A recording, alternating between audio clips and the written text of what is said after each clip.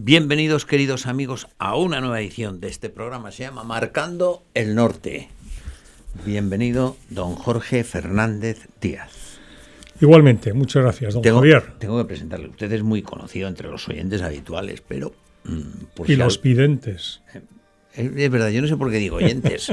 Espectadores. Amigos de Marcando el Norte. Pero como siempre hay gente nueva, pues digo, bueno, pues don Jorge Fernández Díaz es ingeniero industrial, inspector de trabajo por oposición y ha tenido una larga y fecunda carrera política, 3 décadas como diputado en el Parlamento, ministro del Interior, pero aquí está para hablar de la Virgen, porque estamos haciendo una serie sobre los dogmas marianos. Y el tiempo nos había, tampoco nos preocupa mucho, porque si no acabamos en un programa, seguimos en otro. Pero nos había... Este ya es el tercero de la Inmaculada, ¿eh? O el cuarto, yo no sé. Yo creo que este es el tercero, ¿no? Los pierdo de cuenta. Yo lo que sí que llevo es... De la Inmaculada, digo. De la Inmaculada. Yo lo que sí que llevo es el control de que nos habíamos quedado en ese capítulo en la relación que España tiene con la Inmaculada, y claro, yo me quedé con ganas de preguntarle una cosa, porque usted está hablando, además de con una estrella rutilante de las ondas, por supuesto, con un sargento de milicias de infantería. Hombre, bueno, entonces eso imprime carácter. De infantería. Ya sabe cuál es su patrona, entonces. Claro, es que yo me he acordado, porque los de filosofía hacíamos la milia en infantería, a los ingenieros les mandaban con las cosas serias y ingenieros, arma ingenieros y artillería. Nosotros a pisar hormigas por el campo. Y en infantería, yo me he acordado, lo que pasa que se me fue el tiempo, que nuestra patrona era la Inmaculada. Era y es. Ahora y es, bueno.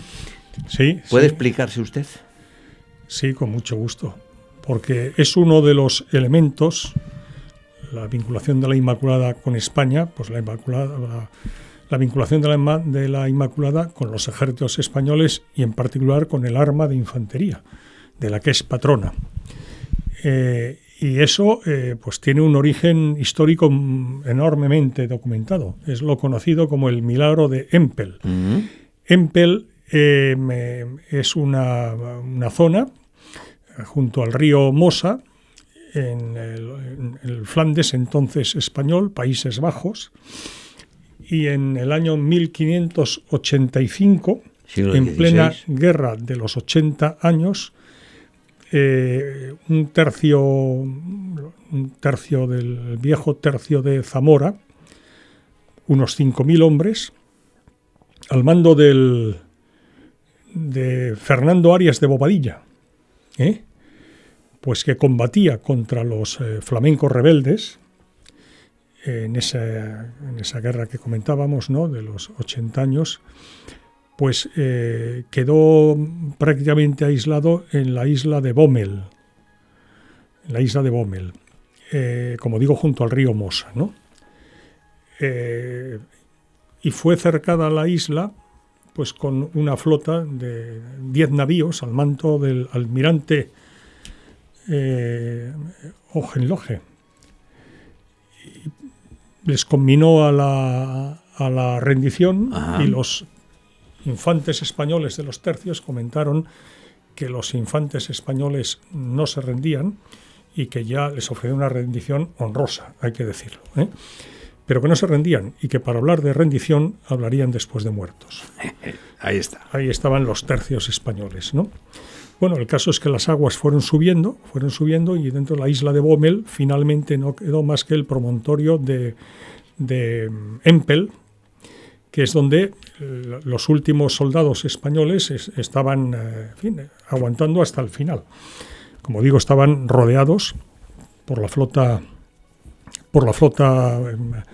de los Países Bajos, flamenca. Bueno, en esas estaban cuando, cavando una trinchera, uno de los soldados encontró una madera flamenca con un grabado de la Inmaculada Concepción. De ahí empieza todo. Porque el capitán Francisco Arias de Bobadilla interpretó ese como un signo de la providencia, porque estamos hablando del día 7 de diciembre. Ah, claro, la víspera de la Inmaculada. Claro, y interpretó, la verdad es que fue las circunstancias en las que, cavando una trinchera, aparece esa tabla flamenca con un grabado de la Inmaculada en aquella España cristiana, y además que estaba defendiendo la cristiandad contra los flamencos protestantes en aquellos momentos, ¿no? Se interpretó como un signo de la providencia y arengó a los soldados españoles para darles moral en esos momentos ya en situación límite en la que se encontraban, ¿no?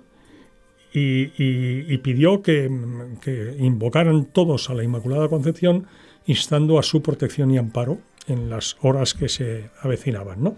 Se montó un altar, se colocó sobre ese altar la talla flamenca una vez limpiada, encontrada, y solemnemente pues fue llevada hasta ese altar en procesión por los soldados, ¿no? Eso era el día 7 de diciembre de 1585.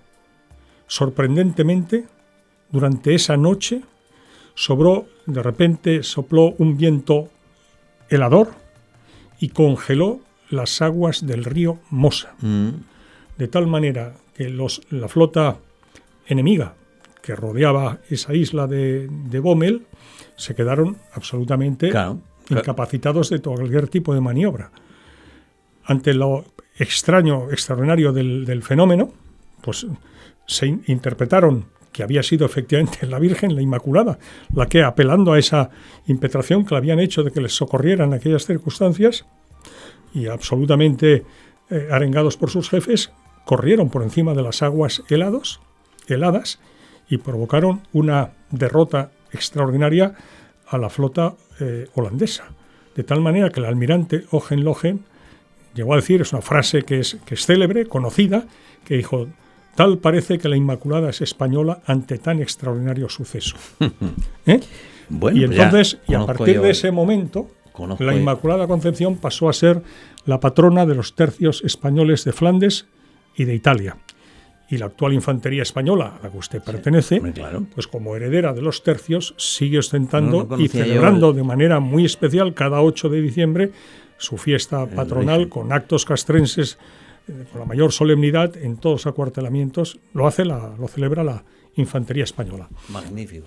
Pues habíamos visto esa relación, porque claro, yo en el otro programa le hacía una pregunta, oiga, manifestaciones concretas, a ver si esto no se queda en un españolismo así, de la relación de España y la Inmaculada. Y habíamos visto en el capítulo anterior la relación de las universidades, los juramentos inmaculistas. El voto inmaculista, efectivamente. Ahora me habla usted de los ejércitos y el siglo XVI me trae a la memoria el arte. También la Inmaculada y el mundo del arte tiene mucho que ver. El barroco, claro, efectivamente. Si hablamos de la Inmaculada y del arte, hay que hablar necesariamente de Murillo. Claro. Y la Inmaculada de Murillo, de las diversas, creo que llegaron a ser como 16 Inmaculadas que pintó Murillo, pero hay una que es la celebérrima, Inmaculada de Murillo, con sus angelotes, y tiene una historia muy, muy, muy especial, la Inmaculada de Murillo, ¿no? Porque esa Inmaculada... ¿Se refiere usted a la que está en el Prado? Exactamente. Está en el Prado, pero tras haber tenido un itinerario existencial complejo. No me diga. Porque fue pintada para el Hospital de los Venerables de Sevilla. Sí. Y allí ese fue el origen, el encargo que recibió Murillo, y ese famoso Inmaculada de Murillo, ¿no? Y ahí estuvo, hasta que llegó la invasión napoleónica, siglo XIX, y dentro del expolio general que hicieron al inmenso patrimonio histórico-cultural los ejércitos napoleónicos, especialmente en la conquista y en la retirada. ¿Sabe usted quién asesoraba artísticamente a los franceses? Lo digo porque ahora, desde luego, pasa por ser un genial pintor, pero también ahora le hacen pasar por un español. ¿Quién? Goya. Goya. No lo sabía, se lo he dicho. Honradamente no lo sabía. Sí, Goya. Pero Goya. pensando en los fusilamientos del 2 de mayo, ¿verdad? Goya, y los cuadros de Goya, sí pasa pero por... era un afrancesado, efectivamente. Claro, era el que le hizo los cuadros no sabía, a ¿no? José Bonaparte de los que había que llevarse. Sí. Pues no lo sabía. Y claro, él sabía, sí. Bueno, Pues, él fue condecorado con la berenjena, o sea que... Pues no lo ignoraba, pero al decir eso he pintado a Francisco de Goya. Bueno, pero vámonos a Murillo, que también pintaba es Murillo, y entonces, dentro de ese expolio general, el mariscal Soult, francés, expolió del Hospital de los Pecadores de Sevilla. Dice usted expolió. Desamortizó, robó, dejó el marco, conste que dejó el marco del siglo XVII histórico en su lugar, pero se llevó el lienzo, ¿no? Se lo llevó a mitad del siglo XIX, el Museo del Louvre lo adquirió por una cifra astronómica para la época, más de 700.000 francos del momento. No se recuerda en aquellos tiempos que se hubiera pagado por una obra de arte una cantidad de ese nivel, ¿no? Lo cual demuestra a su vez el valor y la valoración en consecuencia del valor que en el mercado tenía esa obra de arte, ¿no? Y luego ya hemos de remontarnos a un siglo después, cuando en 1940 Pétain, mariscal de Francia, como el jefe del Estado de la Francia libre, que mantenía una magnífica relación como militares, ya se conocían profundamente de las guerras de África, el protectorado francés, el protectorado marroquí francés y el protectorado marroquí español. Franco y Pétain eran militares y tenían códigos de conducta militares compartidos y valores, ¿no? Y Franco consiguió del mariscal Pétain, como jefe de Estado de la Francia libre, el régimen de Vichy, la devolución al museo de... O sea, que ese es el final del itinerario, claro. Sí. Bueno, pero hay otras reliquias artísticas extraordinarias que han tenido también una trayectoria similar o parecida, ¿no? Por ejemplo, está el tesoro de Guarazar, ¿no? Sí. Guarazar es el nombre de la denominación que tenía la finca, un pueblecito, una localidad manchega muy cercana a Toledo, Guanamur, y donde, al parecer, en el siglo VIII, pues había un complejo visigótico que se ha dicho después, se ha escrito después, que sería similar como complejo histórico-artístico a lo que era el complejo de Lourdes. Lo digo porque se ha comparado con Lourdes. ¿Acaso sería porque fue encontrado, y habría ello, en el año de la aparición de la Virgen en Lourdes, 1858, ¿no? Luego lo comentamos. Pero lo cierto es que cuando en 711 empieza la invasión musulmana de España, pues ya se sabe que, como rápidamente pues vencieron en la batalla de Guadalete a las tropas de don Rodrigo, a partir de ese momento subieron península arriba con toda rapidez, y entonces pues lo normal era que el inmenso patrimonio histórico, artístico, religioso que había en España, pues se iba escondiendo en la medida que se podía, para que a medida que subían los invasores musulmanes no lo requisaran, ¿no? A esa época pertenece, por ejemplo, las llamadas vírgenes de aparecidas, claro. Es decir, claro, imágenes de la Virgen que se ocultaron, algunas de ellas bajo tierra, y que después, a medida que avanzaba la Reconquista, fueron aparecidas. La Virgen de Guadalupe, la patrona de Extremadura, por ejemplo, ¿no? Y muchas otras, ¿no? En el caso que nos ocupa, se trata del mayor tesoro artístico correspondiente a la época visigoda de Europa. Una cantidad enorme de coronas visigodas y un tesoro de joyas, cálices, de cruces de todo tipo, que al parecer se guardaban por parte de los reyes visigodos de la época en aquel lugar, ¿no? Acumulados pues en los años del periodo visigodo en España. A medida que subían las tropas musulmanas, pues eso siguió el mismo procedimiento, se escondió en esa finca a la que hago referencia, en la zona del cementerio que tenía aquel complejo visigótico, ¿no? Y ahí estuvo durante pues 1000 años, más de 1000 años, desde el siglo VIII hasta el siglo XIX. Más de 1000 años oculto, hasta que, como pasan estas cosas, resulta que es casualmente, yo no creo en la casualidad, creo en la providencia, pues afloró ese tesoro, ¿no? Bueno, se subastó, se vendió a diversos joyeros toledanos, el inmenso tesoro aquel, y finalmente muchos de ellos acabaron siendo a su vez vendidos al monasterio, al complejo de Cluny, en Francia. Estamos hablando, como digo, de en torno a 1858 en adelante.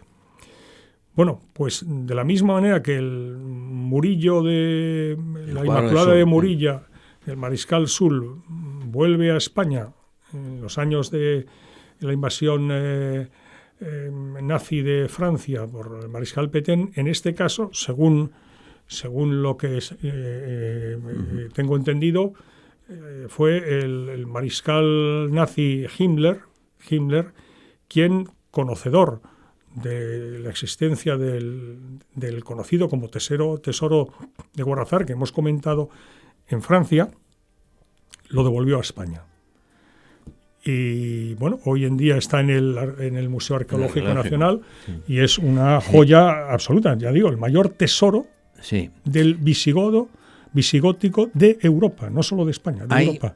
Dos aspectos que yo quisiera comentar en este... Pero, en fin, el arte español en sus diversas manifestaciones, la Inmaculada, son impresionantes, ¿no? Pero hay otro aspecto que yo quisiera comentar que también que me llama la atención, y es que la gran cruz de Carlos III tiene, vamos, no es que tenga relación, es que tiene a la Inmaculada, vamos. Efectivamente, la máxima orden civil española es la Gran Cruz, bueno, es la orden civil de Carlos III, instituida por el rey Carlos III durante su reinado en el año concretamente 1771. Y es la orden de la Inmaculada por excelencia. El escudo lleva la Inmaculada y los colores blanca y azul. Y seguro que usted, que es catedrático de la materia y conoce bien el tema, habrá caído en la cuenta de que el atributo que se concede o por el que se concede a los condecorados el ingreso en esa orden es la virtud y el mérito. Sí, hasta ese momento, de avanzado el siglo XVIII, las órdenes estaban vinculadas más bien al linaje, al apellido, ¿no? Pero ya con Carlos III entran las ideas ilustradas y entonces ya no es vinculado al linaje, vinculado al apellido, vinculado a la nobleza, sino ya es a la virtud personal, a los méritos personales. Y de hecho es así, dicho en latín, pues a la virtud y al mérito, ¿no? Y a la virtud y al mérito. ¿Y cuál es la orden? Es la orden de Carlos III, pero es por antonomasia la orden de la Inmaculada, que la tiene con la Inmaculada de Murillo en el escudo y con los colores azul y blanco en la banda de la Gran Cruz. Don Jorge, y no me gustaría cerrar este capítulo de la relación de España y la Inmaculada, bueno, sin hacer referencia a que hay una orden religiosa española que son las concepcionistas. O sea, es que... Bueno, si hay alguien en España, y me atrevo a decir que en el mundo, que conoce bien, eso es usted. O sea que me da un cierto rubor hablar del tema en su presencia, pero espero su benévolo juicio. Efectivamente, en el siglo XV, la hoy santa Beatriz de Silva, emparentada y con una estrecha relación con la reina española Isabel la Católica, y con su impulso ante la Santa Sede, porque todavía estamos hablando de la segunda mitad del siglo XV, y por tanto no estaba, ya habíamos hablado, todavía la disputa entre maculistas e inmaculistas está viva, pero formando parte de esa tradición tan férrea y tan constante de defensa de la Inmaculada Concepción de la Virgen María por parte de España. Hemos hablado del ejército, hemos hablado de las órdenes, hemos hablado del arte, es decir, hemos hablado de las universidades, de todos los ámbitos de la sociedad, pues están vinculados a la Inmaculada. Y muchos que no podemos... Así es. Bueno, pues no podía faltar una congregación religiosa. Y funda la orden conocida como las concepcionistas, o sea, la orden de la Inmaculada, que es como es conocida, ¿no? Que tienen capa azul. Capa azul y hábito blanco, que es los colores pues, de la Virgen, ¿no? De la Virgen y en particular de la Inmaculada Concepción, ¿no? Bien, ella funda esta familia religiosa, y es curioso comprobar cómo esta familia religiosa, como digo, las concepcionistas, la Orden de la Inmaculada, a lo largo de la historia es fundada, como digo, pues con el apoyo e impulso absoluto de la reina Isabel la Católica, es decir, vinculada a la Corona de España en su majestad, la reina católica. A lo largo de la historia ha habido monjas concepcionistas, mujeres pertenecientes a la orden, concepcionistas, que han tenido una estrecha relación de apoyo espiritual, que han sido un auténtico báculo espiritual, no político, báculo espiritual en diversos monarcas españoles. Por no ser exhaustivo, aparte de la fundación, Santa Beatriz de Silva y la reina Isabel la Católica, pues voy a citar a dos, que usted conoce muy bien, las dos. Siglo XVII, Felipe IV, de la Casa de Austria. La hoy venerable Madre María de Jesús de Ágreda, sí, concepcionista franciscana, extraordinaria desde muchísimos puntos de vista. Increíble. Tantos puntos de vista como el místico, en la evangelización de América, en lo que hoy es gran parte del estado de California, lo que es Nuevo México, lo que es Arizona. Bueno, pues la venerable Madre María de Jesús de Ágreda, fundadora y priora del convento de las concepcionistas de la localidad de Ágreda, en la provincia castellana de Soria, en España, pues se bilocaba sin moverse de su convento. Se bilocaba y catequizaba a los indígenas, que una vez catequizados, y por instrucción de ella, iban en legión a los monjes franciscanos que estaban ahí evangelizando, pues pidiéndoles el bautismo, que no se lo podía impartir la venerable, ¿no? Y hablaban de la Dama de Azul, porque se aparecía efectivamente con la capa azul de las concepcionistas y el hábito blanco, ¿no?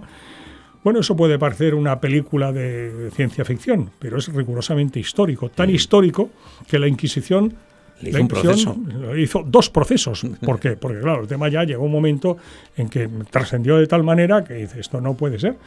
Y bueno, y se tuvieron que rendir a la evidencia. Era absolutamente cierto y real que eso sucedía. El apoyo que tuvo en el rey, la Felipe IV, a eso voy ahora. La correspondencia. Felipe IV. Entonces en esos estados de los Estados Unidos que comentamos, ¿no?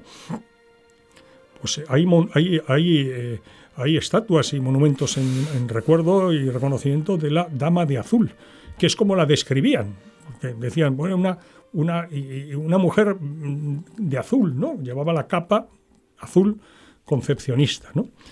Bueno, y como usted ha dicho, esa es una dimensión de la venerable Madre María de Jesús de Ágreda, pero en el hilo conductor que estaba comentando relativo al apoyo espiritual a la monarquía española a lo largo de los siglos, pues su relación, su vinculación y su apoyo con Felipe IV.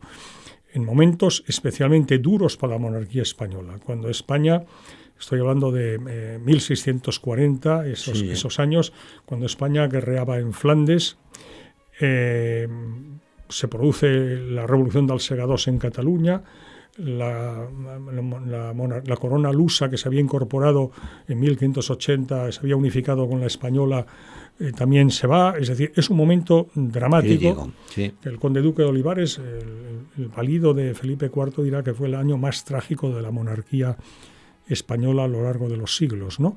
Por esos momentos, Felipe IV tuvo en ella una correspondencia que ha pasado a la historia.